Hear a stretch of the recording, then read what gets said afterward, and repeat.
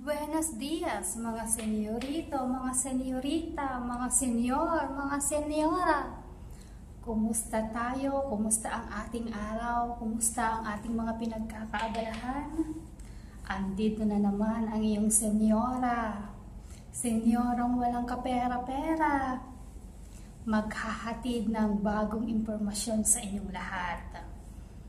Okay? So, ang ating pag-uusapan ngayon, kung ano ang mas maganda. Yung pupunta sa ibang bansa para mag-migrate, para doon na permanenteng manirahan, o kaya pagkatapos maging OFW ay uuwi sa ating bayang pinakamamahal, ang Pilipinas. Okay guys, so kapag OFW ka, siyempre dapat nag-iipon. Dapat kailangan hindi nagagastos lahat ng pinaghihirapan mo dito sa ibang bansa. Dapat hindi mo pinapadala lahat para sa future ng iyong pamilya, para sa kinabukasan ng ating mga anak, especially yung mga pang-tuition o kaya pang-college nila. Kung hindi na natin mahintay na mag-college sila habang tayo isang OFW. Kasi kung OFW tayo, meron tayong OWA membership. Kung ang sahod natin ay hindi bababa sa 20,000 pesos, ang equivalent, hindi tataas sa 20,000 ang equivalent, meron tayong makukuhang OWA scholarship kapag OWA member ang isang OFW.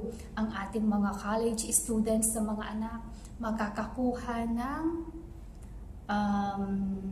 pera, scholarship grants sa OWA. Kaya kung OFW ka at may nagka-college na anak, basta ang sahod mo 20,000 pesos pababa, makaka-avail sila ng scholarship. So, ang pag-uusapan natin, kung kailangan ba nating mag-migrate sa ibang bansa kasama ang pamilya at hindi uuwi sa Pinas. So, sa mga kaibigan ko na nasa Canada for example, o kaya nasa New Zealand o kaya Australia, ano ang klase ng pamumuhay na meron sila doon? So, sa aking palagay, kung ang buhay sa ibang bansa, sa English-speaking countries ay check-to-check lang din, ang sahod mo ay enough lang para sa 30 days, para sa 1 month na expenses mo, kailangan talagang i-augment through ibang paraan.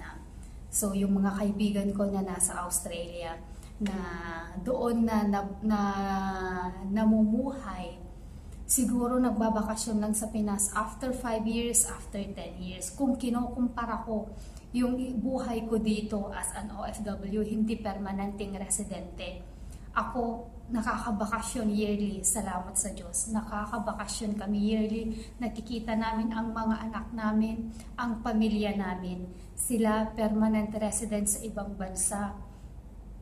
Yung pangalan na permanent resident, meron silang green card, meron silang mga residency card, pero hindi nakakabakasyon. Ano ang wala sa kanila na hindi sila nakakabakasyon? Siyempre, kung nagko-complain tayo na mataas ang living expenses sa Pinas, sa Pilipinas, mataas ang bilihin, di mas lalong nasa ibang bansa, di ba? Kung nagko-complain ka na hindi sapat ang sahod sa Pinas, how much more sa ibang bansa na walang libre, na wala kang libre o hindi ka nalilibre sa Pinas. Kung meron kang lote, libre na ang tirahan mo, libre na din ang pagkain mo. Sa ibang bansa, magre-renta ka, may sasakyan ka, may babayaran kang gasolina, libre nga ang tuition, libre nga ang pag-aaral ng mga anak mo sa ibang bansa. Sa Pinas, libre din naman, government schools, o diba? Kaya, depende lang sa diskarte kung paano natin pagkakasyahin ang ating sahod sa Pinas. Nakakasama natin ang lahat ng mga kamag-anak natin. from pinsan, lahat-lahat, 'di ba? Kahit hindi ka mag-anak sa ibang bansa, permanent resident, ang kasama mo lang close relatives, ang asawa at saka mga anak.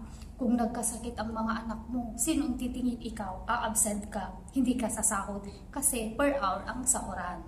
Kaya sa mga nagbabalak mag-migrate, mag-isip-isip, kaya mo ba na ikaw lang, kayo lang ng pamilya mo ang nasa ibang bansa? Yung thinking na permanent residence, ay, nandun siya sa Australia, nandun siya sa ganito, kasama ang pamilya. O, masaya ka ba? O, diba? Masaya ka ba na kayo lang doon kapag nagbabakasyon kayo? 250,000 pesos, sabihin na natin family of 4, ang air ticket. Diba? Nakakapanghinayang. Andun na secured ang future ng mga anak mo. Pero kapag mawala ka sa mundo, sila lang din ang nandun.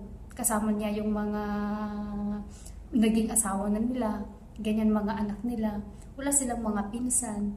Kaya guys, yung mga nagbabalak mag-migrate, mag-isip-isip muna kung ano ang mas maganda. Diba? Sa Pilipinas ba o sa ibang bansa? Kaya guys, pwede nyo i-share ang video na ito sa mga naguguluhan kung kailangan nilang pumunta sa ibang bansa na mag-migrate para maliwanagan yung isip nila. Kaya magkaroon sila ng idea kung kailangan ba talaga, kung kailangan ba nilang ipagpalit ang Pilipinas. Subscribe guys for more informative videos. Bye!